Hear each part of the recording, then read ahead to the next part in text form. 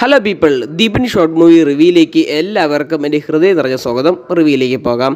2024 May 23 Mithun manual Thomas തിരക്കഥ എഴുതി വൈശാഖ സംവിധാനം ചെയ്ത സിനിമയാണ് മമ്മൂട്ടി നായകനായ ടർബോ. സിനിമ ഞാൻ ഇന്നലെയാണ് കണ്ടത്. സിനിമ കണ്ട എൻ്റെ വ്യക്തിപരമായിട്ടുള്ള അഭിപ്രായങ്ങളാണ് ഞാൻ പറയാൻ പോകുന്നത്. സിനിമ ആദ്യം എടുത്തു നോക്കണമെങ്കിൽ ഇതിൻ്റെ സ്റ്റോറി ലൈൻ ഒന്നിനും കൊള്ളൂല. കാരണം ഇതൊരു ക്ലീശ സ്റ്റോറിയാണെന്ന് എല്ലാവർക്കും അറിയാം. പക്ഷേ ഇതിൻ്റെ ഫൈറ്റ് സീക്വൻസ് പ്രതീക്ഷയാണ് ഞാൻ പോയത്. 70 കോടി മുതൽ മുടക്കിയ ഈ സിനിമയുടെ ഫൈറ്റ് സീക്വൻസ് ഗംഭീരമായിട്ട് വന്നിട്ടുണ്ട്. കാരണം വെച്ചാൽ മമ്മൂട്ടി എന്ന് പറയുന്ന നടൻ്റെയും ആക്ഷൻ സീക്വൻസൊക്കെ ഇതിൽ കാണിക്കുന്നത് വേറെ ലെവലായിട്ടാണ്. കാരണം നല്ല വൺ ഷോട്ടുകളുണ്ട് ഈ സിനിമയിൽ.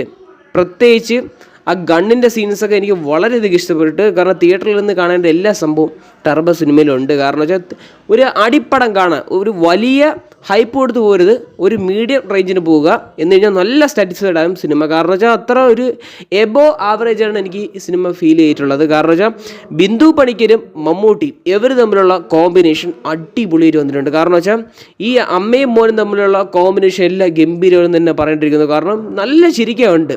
പക്ഷേ ചില കോമഡികൾ നല്ല വൃത്തി അഴിവി പുഴുത്തു പോയിട്ടുണ്ട്. പക്ഷേ ചില കോമഡികൾ ചിരിച്ച് മരിക്കാനുള്ളതുമുണ്ട്. കാരണം ടർബോ എന്ന് പറയുന്ന സിനിമ ഒരു ഇടിപ്പടമാണ്, അതിന് ഒരു സംശയവും വേണ്ട. ഇടി ഇഷ്ടം പോലെയുണ്ട്. എക്സ്പെഷ്യലി എനിക്ക് ഇഷ്ടപ്പെട്ടത് ആ പോലീസ് സ്റ്റേഷനിലെ ഫൈറ്റ് സീക്വൻസും അതിൻ്റെ ക്ലൈമാക്സിലെ ഫൈറ്റ് സീക്വൻസാണ്. ഭയങ്കര രണ്ട് ഫൈറ്റ് സീക്വൻസ് വേറെ ലെവൽ തന്നെയാണ്.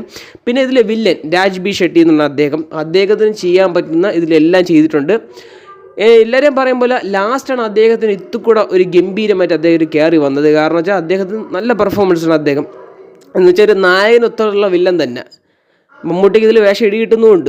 അതും പറയേണ്ട ഒരു കാര്യമാണ്. കാരണം വെച്ചാൽ ഒരു വില്ലൻ എന്ന് പറയുമ്പം ഈ ഒരു നായകൻ മമ്മൂട്ടിയാണെന്ന് പറയുമ്പോൾ ചിലപ്പോൾ ഇഷ്ടംപോലെ ഇടികളുള്ള വില്ലനായിരിക്കും.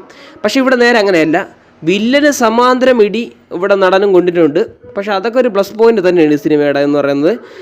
കോമഡിയും ആക്ഷൻ സീക്വൻസും പ്രതീക്ഷ പോകുന്നവർക്ക് നീതി പുലർത്തുന്ന ഒരു സിനിമയാണ് ടർബോ എന്ന് പറയുന്ന സിനിമ. ഫാമിലി ഓഡിയൻസ് ആയിട്ടൊന്നും പോയി കഴിഞ്ഞാൽ നടക്കൂല, അങ്ങനത്തെ കഥയൊന്നുമില്ല. നിങ്ങൾക്ക് പോവാം. നല്ലൊരു അടിപ്പടം കാണാൻ പോകണമെങ്കിൽ തീർച്ചയായിട്ടും ടിക്കറ്റ് എടുത്തോ. നല്ല തിയേറ്റർ എക്സ്പീരിയൻസ് ആണ് സിനിമയിൽ ടർബോ എന്നുള്ള സിനിമ. പിന്നെ ലാസ്റ്റ് ഒരു ക്ലൈമാക്സിൽ ട്വിസ്റ്റും ഉണ്ട്. ആ ട്വിസ്റ്റും അടിപൊളിയാണ്. ടർബോ സെക്കൻഡ് അത് തീർച്ചയായിട്ടും കാണും. കാരണം വെച്ചാൽ ആ ട്വിസ്റ്റും വെച്ചിട്ടാണ് അവസാനിപ്പിക്കുന്നത്. അത് എനിക്ക് ഇഷ്ടപ്പെട്ടു, നല്ല ഇഷ്ടപ്പെട്ടു. ഓവറോൾ നോക്കിക്കഴിഞ്ഞാൽ ഈ സിനിമ ഒരു ഗംഭീര സിനിമ തന്നെയാണ്.